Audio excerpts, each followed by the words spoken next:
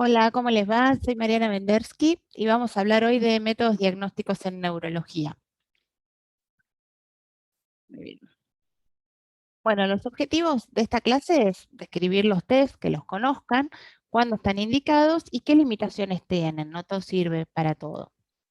Yo tenía un jefe de residentes muy molesto realmente, pero que tenía unas frases célebres y esta era espectacular en relación a los métodos diagnósticos, que era: el que no sabe lo que busca, no entiende lo que encuentra. Esto quiere decir, hoy en día tenemos una gran cantidad de métodos diagnósticos. Ustedes saben, tenemos resonancias de una capacidad, por ejemplo, para ver casi a detalles histológicos, ¿sí? Pero bueno, ¿a quién se lo vamos a pedir? ¿Está bueno pasar al paciente siempre por esta especie de máquina picadora de carne o pasar con un medio mundo y ver qué es lo que encontramos? ¿O hay que ir en forma dirigida y usar los test con juicio y sabiendo lo que estamos yendo a buscar? Que en realidad era una frase de Claude Bernard, pero mi jefe se la había apropiado y nos parecía muy buena. Bueno, estas pruebas están dirigidas a demostrar o responder esta pregunta, ¿no? ¿Tiene mi paciente una enfermedad neurológica? ¿Cómo respondemos nosotros a esta pregunta? Bien, tenemos distintos pasos. Primero, cuando vemos al paciente, tenemos que tratar de hacer un diagnóstico sindromático. Quiere decir, ¿dónde lo voy a enfocar? ¿Es un síndrome, por ejemplo, de motoneurona inferior, de motoneurona inferior? ¿Es un síndrome síndrome de funciones mentales superiores, por ejemplo? ¿Sí? Empiezo a hacer grandes categorías de síndromes. Siempre empezar por ahí. Después, pienso un diagnóstico topográfico. Bueno, esto que le está pasando a mi paciente, este síndrome, ¿dónde puede estar el problema? Y una vez que ya tengo claro el diagnóstico sindromático y el diagnóstico topográfico, voy al diagnóstico etiológico. Para eso, para los puntos, digamos que, para los 3 puntos, ¿no? Pero más que nada para 2 y 3 es que voy a usar métodos diagnósticos complementarios. Diagnóstico sindromático, ¿cómo lo sacamos? Solamente con el interrogatorio y el examen físico. A veces con eso solo es suficiente, ¿sí? Recuerden que un grupo característico de síntomas y signos constituye un síndrome. Sí, la mayoría de los síndromes permiten inferir dónde está la lesión. Por ejemplo, como les decía, síndrome de motoneurona inferior. ¿eh? Recuerdan, por ejemplo, debilidad, atrofia, fasciculaciones, hiporreflexia. Yo encuentro todos esos signos y el síntoma de la debilidad es un síndrome de motoneurona inferior. Bien, diagnóstico topográfico, bueno, ahí empiezo a jugar un poco con lo que sé de anatomía y de neurología clínica. Sí, ¿dónde puede estar el problema? Bueno, tengo que ver, ¿es un problema que está en el sistema nervioso central o está en el sistema nervioso periférico? O sea, es algo neuropático, neuromuscular. Sí, también podría ser muscular solamente. O podría ser de la unión neuromuscular, ¿sí? Ni del nervio ni del músculo, sino de la unión. Bueno, dentro de lo que es del sistema nervioso central y que tiene que ver con las raíces y los nervios, tenemos todas estas topografías posibles, ¿sí? Por ejemplo, la raíz del nervio, el plexo, un nervio solo, mononeuropatía múltiple, polineuropatía, ¿sí? También incluimos acá, por más que en realidad ya sería el sistema nervioso central, pero pegan con esta topografía, la motoneurona inferior, ¿sí? Y el ganglio anexo a la raíz dorsal. O sea, esos por definición son del sistema nervioso central, pero las incluimos dentro de patología periférica. Si yo pienso que tiene un problema muscular, bueno, también me interesa saber si es una miopatía proximal, si es distal, si es generalizada, si es craneal, si es vulvar. ¿Sí? Si es de unión neuromuscular, también tengo que pensar si es presináptico o postsináptico. Y del sistema nervioso central, todo lo que se les ocurra, ¿sí? O sea, ¿dónde está el problema? ¿Está en el cerebro? En cuál lóbulo? ¿Sí? ¿Está en la corteza? ¿Es subcortical? ¿Está en diencéfalo? ¿Está en tronco? ¿En cualquiera de las partes del tronco? ¿Está en el cerebelo? Un abanico enorme de posibilidades. Bien, entonces, ¿qué métodos diagnósticos tenemos para hacer este diagnóstico etiológico y quizás confirmar el diagnóstico topográfico que pensamos? Bueno, imágenes, me van a decir seguro, ¿sí? Laboratorio y neurofisiología. Son los grandes test en neurología. En las imágenes que tenemos, tenemos placas, se usan poco las placas realmente, ¿sí? Tomografías, resonancia y cualquier técnica que derive de la resonancia. Y dentro de la neurofisiología tenemos el electroencefalograma, el electromiograma y los potenciales evocados. Ahora vamos a ir viendo una por una. Entonces, si yo estoy pensando en algo del sistema nervioso central, una técnica neurofisiológica que podría usar es el electroencefalograma. Si pienso en algo de sistema nervioso periférico, la técnica neurofisiológica que podría usar es el electromiograma. Y un poco de ambas, ¿sí? Si pienso tanto en central como en periférico, ya estas técnicas, los potenciales, las imágenes y el laboratorio me sirven para ambas cosas, ¿sí? Pero el electroencéfalo sirve para esto nada más y el electromiograma solo para periférico. Bien, veamos qué podemos decir de las imágenes. Eso que ven allá al fondo es una resonancia funcional, ¿sí? Ahora les explico cómo funciona. Vamos de menor a mayor, ¿sí? Primero tenemos las placas. Recuerdan que las placas usan rayos X, que los rayos X atraviesan todos los tejidos, o sea, yo siempre voy a ver planos superpuestos. En esta, por ejemplo, no veo anterior y posterior, sino que está todo encimado, uno arriba del otro. Y en esta otra, ¿sí? Que son espinogramas digitales, tampoco puedo distinguir derecha de izquierda, está todo superpuesto. Bueno, sabemos que estas imágenes o estos rayos no son buenos para la salud, por eso siempre que se van a sacar una radiografía les hacen poner un delantal plomado y el técnico vieron que se esconde en un cuartito que también está recubierto de plomo. Antes se usaban placas y ahora es todo digital, lo cual permite que podamos hacer esto, que es mucho más lindo. Antes se hacía una placa que era la suma de varias, de 3 o 4 plaquitas más cortitas para poder reconstruir toda la columna. Y ahora podemos reconstruirla de manera digital. Lo digital hace que también la cantidad de rayos sea menor y que se usen menos productos químicos para el revelado. Entonces es más amigable con el técnico y con el medio ambiente. Uno puede usar la incidencia que se le ocurra, por ejemplo, incidencias especiales, si quieren ver el cráneo, supónganse, o la columna, y tiene a favor de que es muy rápido y muy accesible, ¿sí? En cualquier lado lo pueden hacer, incluso en quirófano, en pacientes que están internados, ¿sí? Sin moverlos de la cama. Bien, ejemplos de para qué podría servir. Bueno, hoy en día, por ejemplo, para un traumatismo de cráneo, la señora de la esquina o la verdulera, la vecina, les van a decir, fui al hospital y quiero que me saquen una radiografía porque me golpeé la cabeza. La placa realmente no sirve nada, ¿sí?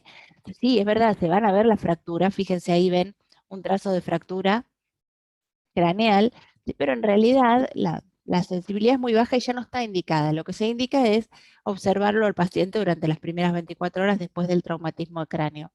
Sí, igualmente se siguen usando para otras cosas porque ustedes saben que es un método, digamos, excelente para ver hueso y también vamos a usar rayos X para hacer angiografías digitales, que eso sí nos sirve mucho como método diagnóstico. Sí, entonces, pero para traumatismo de cráneo no va más ya. Para angio, sí, sí, ahí tienen cómo se ve el angio digital. Ya usa rayos X, inyectan yodo en las arterias y ahí ven el árbol vascular, sí, que se imaginan de quién estamos hablando acá. eh, una cerebral posterior, un cerebelo, ahí está irrigado por la pica. Sí, ahí tienen de vuelta otro polígono de Willis hermoso, las dos vertebrales, la basilar, las cerebrales posteriores, etcétera. Bueno, esto es súper útil para un montón de cosas. Se les puede ocurrir seguramente aneurismas, malformaciones y demás cosas que se ven excelente con esto. La ventaja que tiene es que con el mismo catéter que estoy haciendo el estudio diagnóstico, probablemente pueda hacer terapia endovascular en la mayoría de los casos, ¿sí? Pueda, por ejemplo, embolizar un aneurisma, ponerle un coil o lo que sea. Bueno, la desventaja es que, bueno, acá tienen otro, ven que usa rayos X, lo que se hace es sustraer la señal del cráneo para poder ver mejor el árbol vascular. La desventaja es que lleva mucha radiación y que, bueno, por supuesto hay que entrar, se entra por la arteria femoral con un catetercito hasta llegar acá arriba, a la carótida, por ejemplo, o a la vertebral, y se les pone el contraste ahí. Entonces está el tema de la alergia al yodo, está el tema del sangrado, al hacer una punción arterial tan grande. Bueno, tiempo después, estos dos, ¿no? Descubrieron la tomografía computada. Siempre eran físicos los que descubrían estas técnicas, que en general estaban investigando otra cosa. Lo mismo el descubrimiento de los rayos X por Röntgen fue una casualidad. Sí, estos también estaban tratando de descubrir otra cosa, pero bueno, hicieron la tomografía computada. ¿Sí? Es una técnica que usa rayos X, eso hay que recordarlo, que siempre, digamos, cuando van a tener que estudiar una embarazada, recuerden que la tomografía usa rayos. ¿Sí? Este es el nombre, Hounsfield y McCormack. Ustedes habrán oído hablar de unidades Hounsfield que se usan para la tomografía. Y en 1971, la primera tomografía.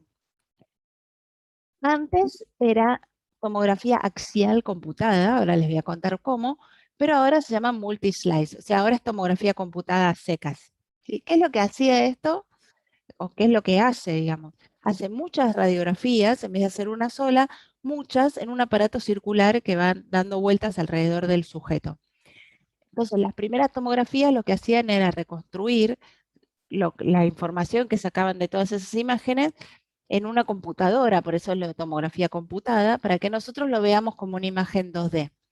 Las tomo nuevas de ahora pasan sin, digamos, sin intervalo entre corte y corte, entonces es posible hacer reconstrucciones 3D si uno quiere y verlo en todos los planos, no solo axial, sino también coronal, sagital, lo que ustedes quieran. Bueno, como usa rayos X, el contraste sigue siendo yodo. Es lo mismo que una radiografía. Sí, ahí tienen el equipo de tomografía, seguramente alguna vez se han hecho para algo. Está esta cosa circular que es la que va disparando rayos todo alrededor. La compu que reconstruye la imagen para que nosotros la veamos.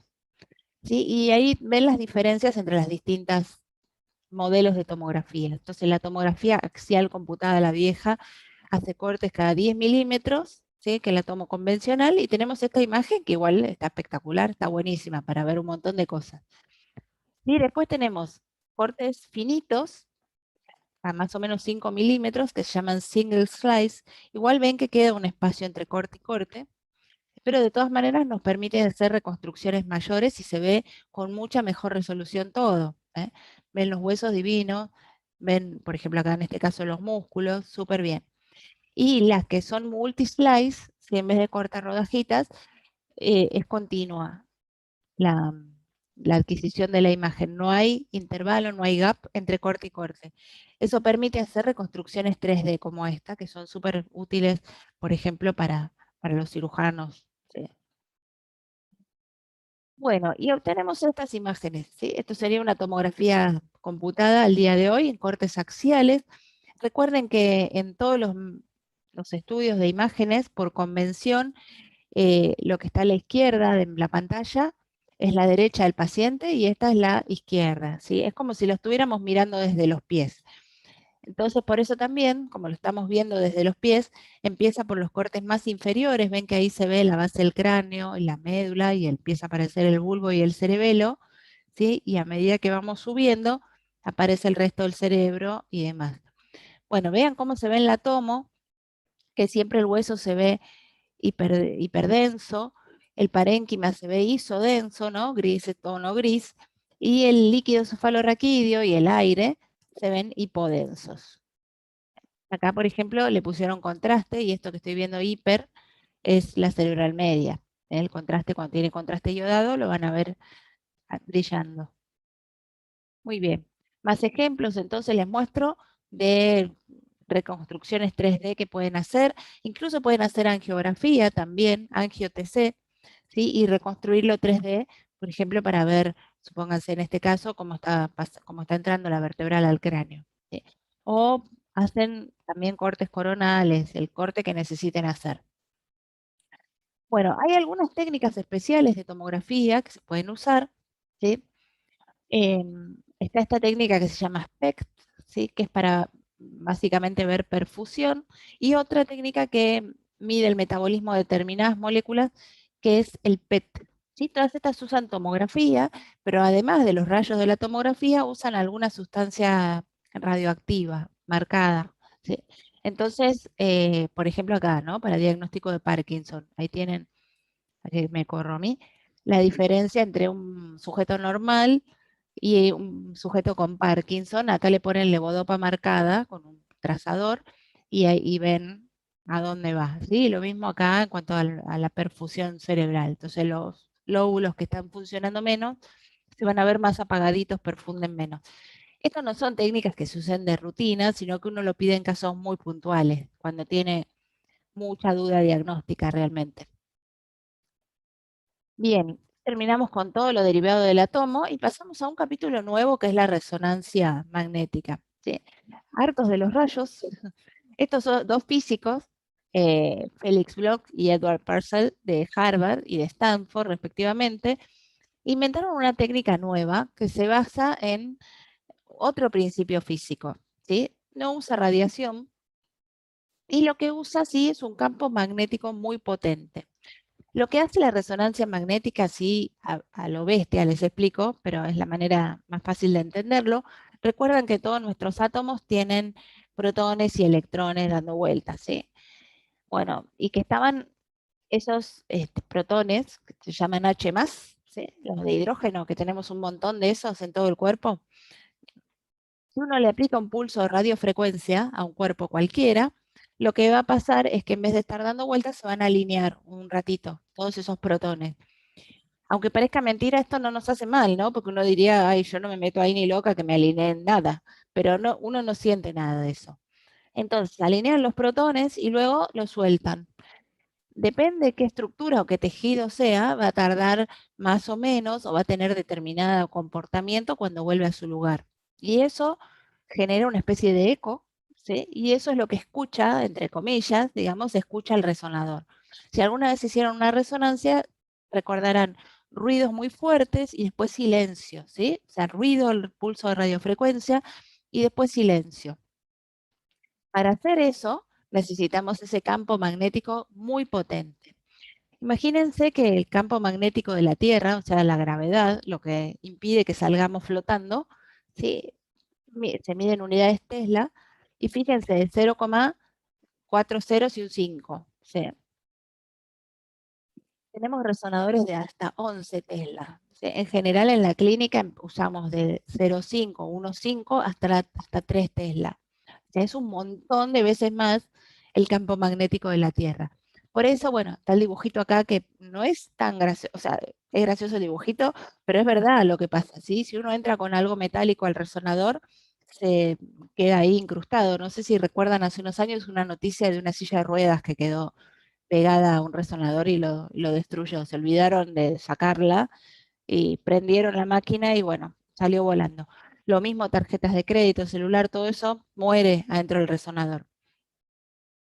Bueno, y del eco ese que se escucha, uno puede esperar más o menos tiempo y ahí salen los distintos tiempos de la resonancia.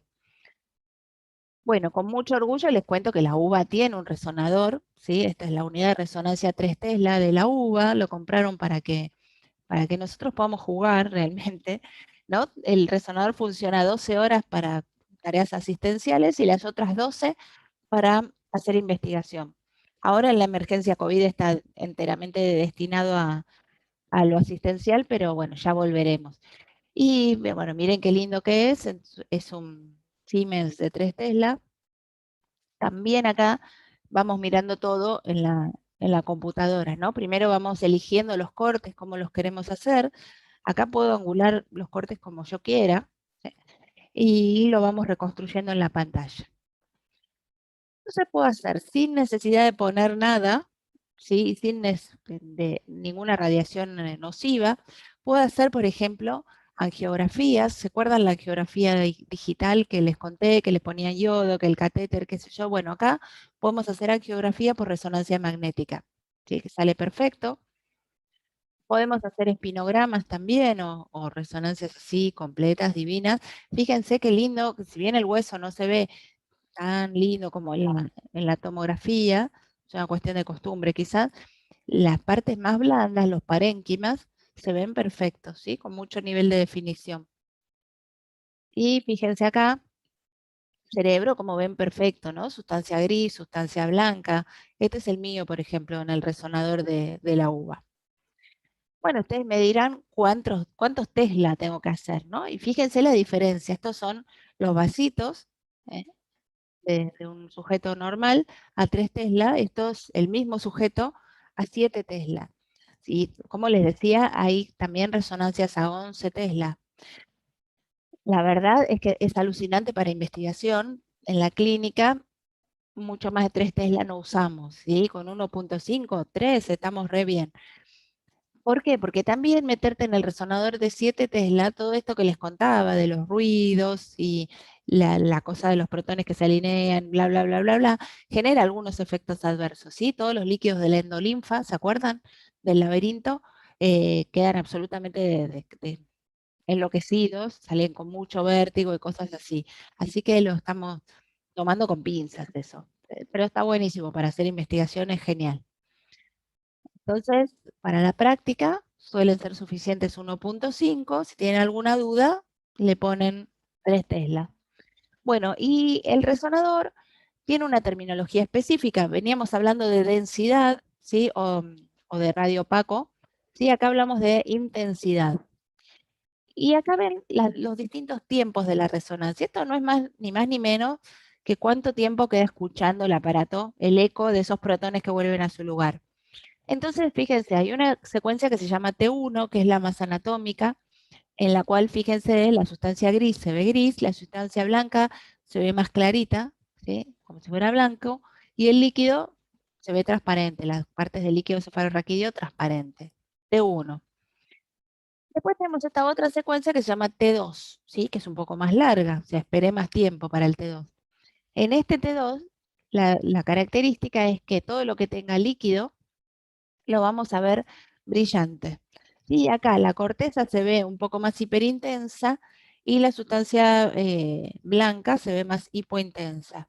Eh, Hay que familiarizarse con los colores nada más. Al T1 le podemos poner un contraste, sí, tiene un contraste específico que se llama gadolinio, que no produce alergia como el yodo, y puede usarse para ver, ven, acá ven los vasitos teñidos, y bueno, cualquier cosa que ustedes esperen que capte contraste, como una infección, un absceso, está bueno ponerlo. Y luego tenemos secuencias especiales de resonancia, por ejemplo, esta se llama FLAIR.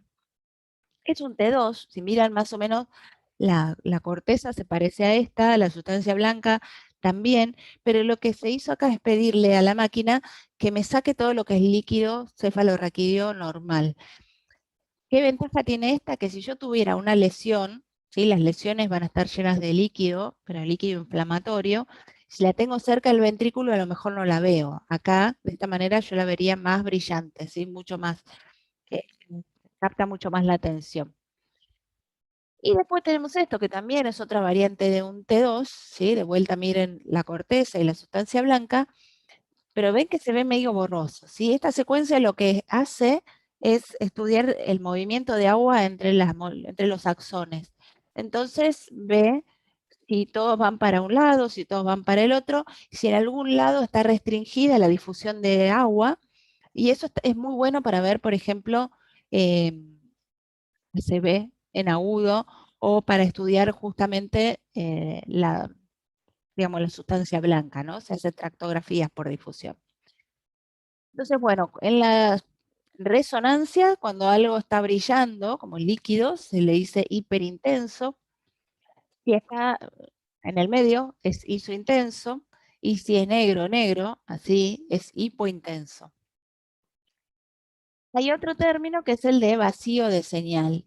Sí, ¿qué tiene que ver? A ver, miren, acá tenemos la carótida, por ejemplo, que está acá en el seno cavernoso. Ven que no se ve un agujerito negro. ¿Por qué se ve así? Porque cuando vino el pulso de radiofrecuencia y excitó a esos protones, estaban en un lugar. Después, como la persona está viva, esos protones excitados están en otro lugar. Cuando adquirimos el eco, ya no está más esa sangre ahí. ¿Sí? Hay otra sangre que no tiene esos protones alineados. Entonces yo lo voy a ver vacío, se llama vacío de señal y eso es algo saludable, digamos, quiere decir que la sangre está circulando, está buenísimo. Y con eso después nosotros pedimos que reconstruya la angioresonancia, ¿no? Le decís, bueno, en todos los lugares donde viste vacío de señal, mostrame solo eso. Fíjense acá, por ejemplo, el seno longitudinal superior también está con vacío de señal, porque la sangre está circulando por ahí. Bueno, el contraste entonces se llama gadolinio, no produce alergia. Se pueden hacer unas cosas hermosas con la rezo, yo soy una gran fan. Fíjense acá, por ejemplo, ven, ¿sí? El vacío de señal de la basilar metida en la cisterna, por eso se ve este líquido blanco. Ahí tienen las dos cerebrales posteriores, la cerebrosa superior. Sí, aquí ven la columna cervical, que ese es digamos, una imagen normal de columna cervical. Ahí ven de vuelta la angioresonancia, pueden reconstruirlo todo entero y llega hasta los 2 milímetros, o sea que pueden tener un poder bastante grande de resolución. Bueno, entonces, técnicas especiales. Tenemos algunas que se encargan del transporte de agua, que son las imágenes de difusión. Otras que lo que ven especialmente es si está llegando sangre, que se llaman imágenes de perfusión. Y hay otra técnica más que es sensible al transporte de oxígeno. Se llaman imágenes Volt o resonancia magnética funcional. Otra técnica especial se dedica específicamente a estudiar metabolitos en un determinado sector. Eso se llama espectroscopía por resonancia. Así que miren todas las cosas que podemos hacer. Bien, entonces, por ejemplo, acá tienen una resonancia, ¿sí? Una secuencia de dos, ahora ya sabemos, de líquido blanco. Fíjense el color del líquido, de la corteza y de la sustancia blanca. Bien, y acá tienen una secuencia de difusión. Mismo paciente en el mismo tiempo, ¿sí? Es un paciente que consulta con síntomas de una ACV y cuando uno le hace la imagen en agudo, al principio no se ve nada, pero cuando uno hace la secuencia de difusión, ve que en este territorio de la cerebral media ya está restringida la difusión de agua. Entonces nos sirve mucho para el diagnóstico del ACV hiperagudo. Respecto al agua entre los axones, bueno, fíjense, esto es una tractografía de cerebro completo, ¿sí? Que la hago yo con mi compu. Los distintos colores corresponden a el sentido del movimiento, digamos, del agua, ¿no? Entonces, lo que sube y baja se ve azul, lo que cruza de un lado a otro se ve rojo, lo que va de adelante a atrás se ve verde y así sucesivamente. Entonces, yo puedo estudiar así, por ejemplo, elegir haces por separado, ¿no? Por ejemplo, como el fascículo arqueado, ¿ven? O el occipito frontal inferior, puedo hacer estas monerías que son divinas y la verdad que es digamos, ya ha sido homologado a lo que es una disección de fibras blancas, con la diferencia que lo puedo hacer en muchos sujetos eh, sin romper nada, lo puedo volver a hacer todas las veces que quiera. Y también puedo hacerlo en cada paciente. Por ejemplo, antes de ser sometido a una cirugía, puedo ver cómo, supónganse, por dónde está pasando el haz este para no lesionarlo, ¿sí? Si el tumor me lo corre, qué hago para cuidarlo, o sea, tiene mucha utilidad. Y acá les muestro un ejemplo de espectroscopía. Tenemos una lesioncita ahí que no sabemos muy bien qué es, entonces le pido, siempre las espectroscopías son en un cuadradito muy chiquito de pocos voxels, ¿sí? Un voxel es como si fuera un píxel, pero en la resonancia. Eh, Como para que se den una idea, es más o menos el tamaño de un granito de pimienta, ¿sí? Entonces, las resonancias tienen muchos voxels, yo pido unos poquitos voxels y le digo, a ver, decime qué hay acá, qué metabolito tengo acá. Y me saca este espectro, eso lo hacen los bioquímicos, lo hacen con otras cosas también, me saca este espectro de metabolitos, ¿sí? Entonces ve, por ejemplo, colina, N-acetilaspartato, lactato, etcétera, y de cada perfil hay perfiles que son normales, otros que son para inflamación, otros para tumor, etcétera. Entonces yo puedo decir qué es ese cosito. Y la rezo funcional, que es hermoso, ¿sí? Se basa en el principio de que, bueno, el cerebro está todo el tiempo consumiendo oxígeno, glucosa y demás, ¿sí? Está todo el tiempo trabajando. Pero cuando yo le pido que haga una tarea en forma repetitiva, va a consumir un poquitito más, un 1% más de oxígeno. Cuando consume ese oxígeno, esa hemoglobina que pasaba por esa área, pasa de ser oxihemoglobina a ser desoxihemoglobina. Y eso el resonador lo ve distinto, lo ve de otro color. ¿Sí? Yo le puedo decir que me muestre de un color lo que está consumiendo más oxígeno en ese momento. Entonces, Por ejemplo, acá estamos haciendo una tarea de lenguaje de comprensión de metáforas, ¿sí? Fíjense cómo se prenden distintas áreas del lenguaje de los dos hemisferios, que es lo que reconoce el lenguaje pragmático. También, por supuesto, le puedo pedir que me haga cortes así o que me haga reconstrucciones así que quedan muy lindas para mostrar después. También puedo pedirle que me haga cosas como esta. Esto se llama neurografía por resonancia. Y voy a buscar específicamente los nervios. Fíjense, por ejemplo, acá estamos viendo los troncos del plexo braquial. ¿Sí? Para esto no hace falta gran cosa especial, sino solamente saber angular el corte en la dirección que van los troncos del plexo. Bueno, y fíjense, ven que acá se ve una cosa engrosada con aumento de señal. ¿Sí? Entonces también es bastante útil, sobre todo cuando la neurofisiología no es muy concluyente. Bueno, ¿qué les parece si hacemos un recreo y seguimos en un ratito? Entonces.